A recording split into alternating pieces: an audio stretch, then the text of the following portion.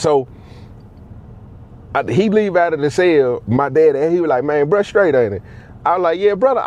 I explained the same thing to him. I ain't get to kick it with him, but at the same time, you know what I'm saying? He like, my dad say, what he locked up for?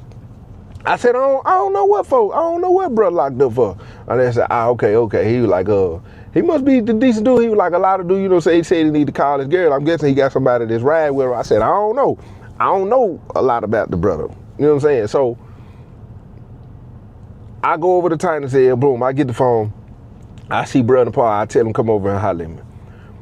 We go in the cell. When we go in the cell, he, man, bless his cell. I was like, man, my papa asked about you when you left out. He was like, I already know. He was like, I bet he would. My daddy over in somebody else cell. He said, I bet he would, man. You know what I'm saying? He probably wanted, you know what I'm saying, see if I'm straight and everything. He was like, yeah, I was like, yeah, papa asked me what you were locked up for and everything. He was like, man, bro, by this time, my daddy come over to the cell. He like, what's up, McD? He was like, man, your son, he was like, I was just about to tell your son what I was locked up for. He was like, I bet. So I hand him the phone. He was like, what's up? I gotta stay right here. What my dad was like, nah, you go over to the cell, boo, gon', you know what I'm saying, make sure you look out for you. Okay. So he was like, man, but look, make a long story short real quick so I can go take care of my business. He was like, so my girl, man, look,